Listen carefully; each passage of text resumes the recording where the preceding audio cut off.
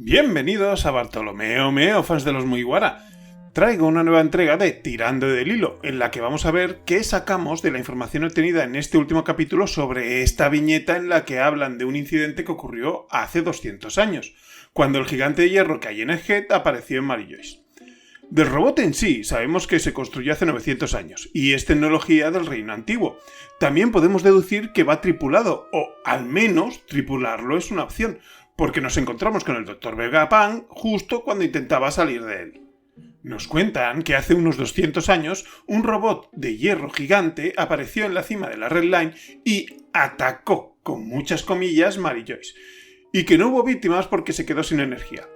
Esta última parte, la de la energía, ha sido un tema recurrente en estos últimos capítulos. Por ejemplo, cuando Lilith les explica a los Mugiwara que la fuente de energía que utilizan en Egghead es el fuego, pero que tienen limitaciones y menciona que la solución sería algo así como una llama inagotable. Luego, cuando Shaka explica que no ha podido recrear totalmente la tecnología del robot gigante de hace 900 años, Franky le pregunta qué ha podido resistírsele a él, y le contesta que lo que no ha podido recrear es la fuente de energía que tenía el Reino Antiguo, que sobrepasaba todo lo que se pueda imaginar. Si unimos estas dos conversaciones, parecen apuntar a que es un fuego que no se apague lo que no han encontrado, y esto parece llevarnos a los Lunarian. En el análisis de los serafines que hice hace 2 meses, también analicé a la raza Lunarian y mencioné que nos han explicado que una de las habilidades de esta raza es que pueden crear fuego y manipularlo a voluntad, y que vivían sobre la Red Line.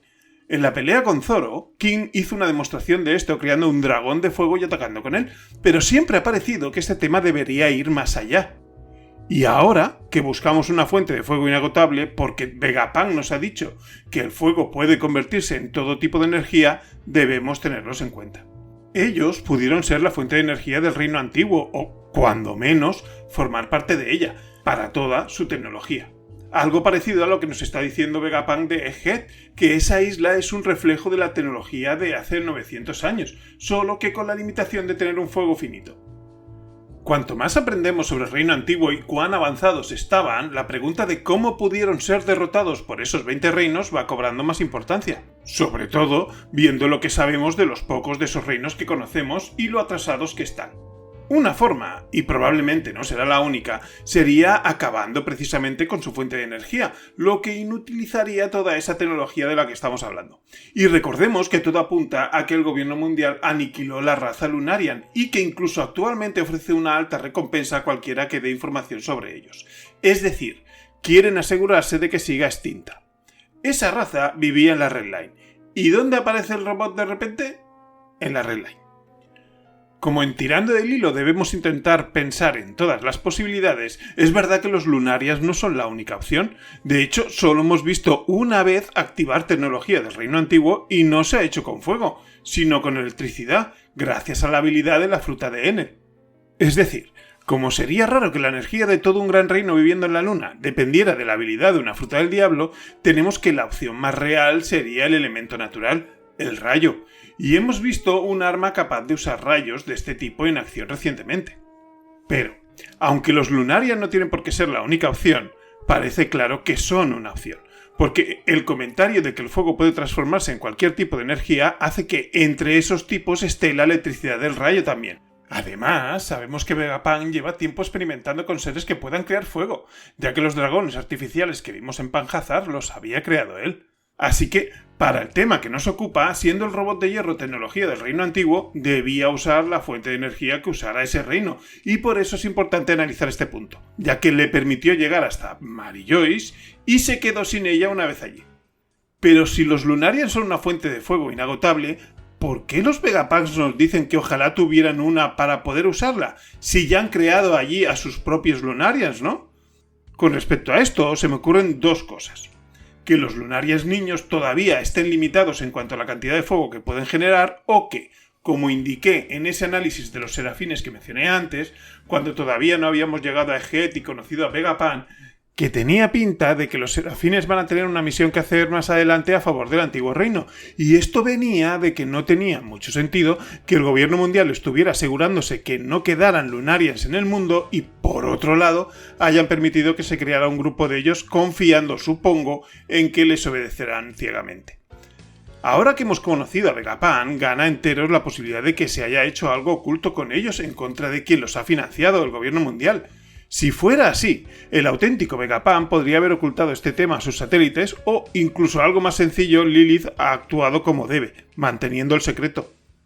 Una de mis teorías más exitosas en visitas es la de que el secreto que el gobierno mundial quiere mantener oculto es el genocidio que tuvo que hacer para crear la Red Line, y que ese pecado está a la vista por el color rojo de esa tierra, que viene de la cantidad de sangre de los habitantes de las islas que debieron usarse para crearla.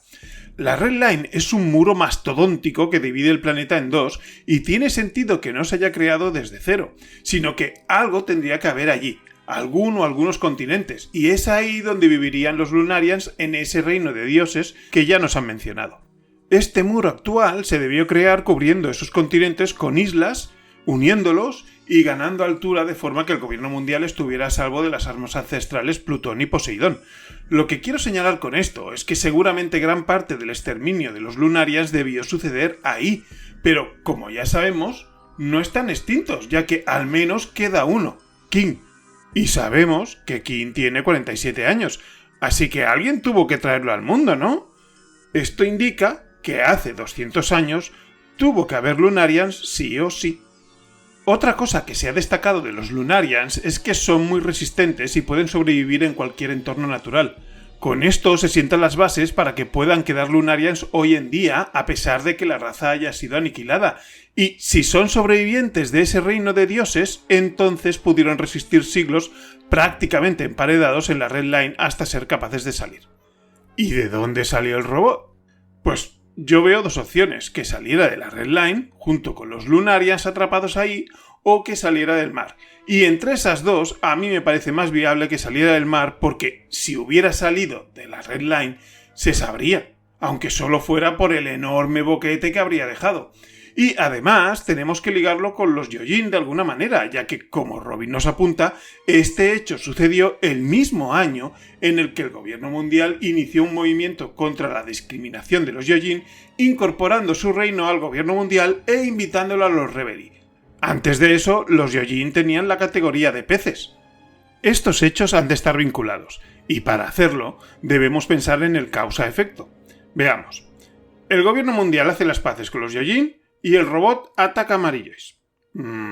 Dado que los Gyojin están estrechamente relacionados con el reino antiguo, esto no parece tener sentido. Y seguiría sin tenerlo incluso si el robot estuviera tripulado por Lunarians, y supongo que ya se me ha notado que eso es lo que yo creo. Dado que los Lunarians también eran aliados de ese reino. Sin ir más lejos, lo que le habían inculcado a un joven King era que debía encontrar a Joy Boy, y se había quedado esperándolo junto a Kaido.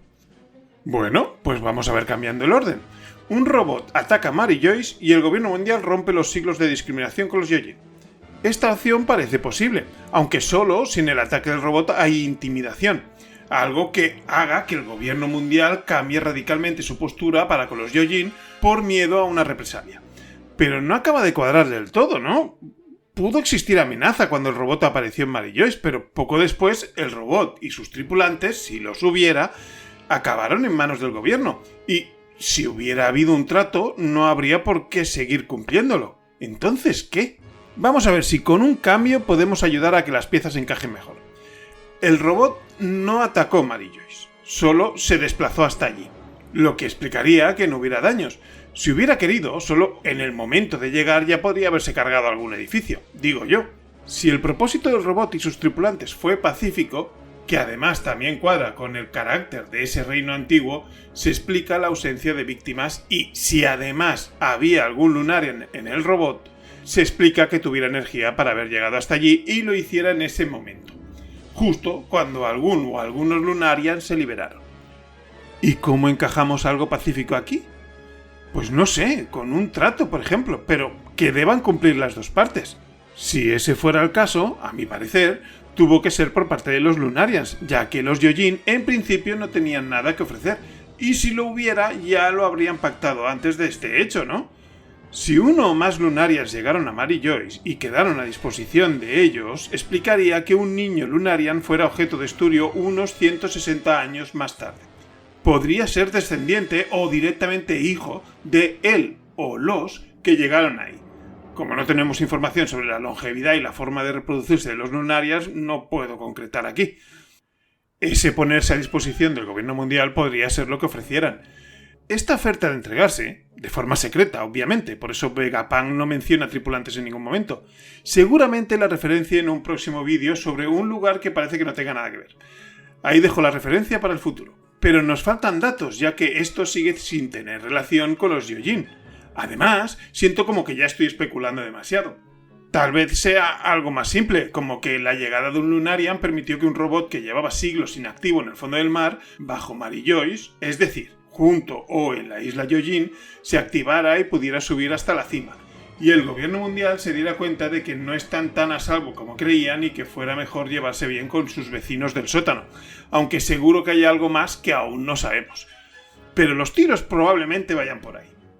Pero de las conclusiones extraídas aquí, a mí la que más me sorprende es la de tener un reino de dioses cubierto por la Red Line, y me hace plantearme cuál podría ser la relación entre este reino y el antiguo, o incluso si podemos estar hablando del mismo. El apelativo de dioses suele venir por una gran superioridad, y eso es lo que se supone del reino antiguo. Esto haría que la suposición, o directamente algo que muchos damos por hecho, que la isla del reino antiguo sea Loftel, fuera errónea, pues los piratas Roger no podrían haber llegado. Entonces, Loftel sería un lugar donde se aprende todo sobre el reino antiguo y el siglo vacío, y que la venganza se espera para un año concreto, que es el actual, y llegar a ese reino vendría después, y solo en ese año, cuando pase algo que todos esperamos al final, que se destruya la Red Line, que inevitablemente también acabará con la isla Gyojin, como dice la profecía. Y es que Roger volvió de Loftel diciendo que habían llegado demasiado pronto. Bueno, pues al final nos hemos ido muy lejos con este robot que, como hemos visto, parece que podría ayudarnos a descifrar casi todo el siglo vacío.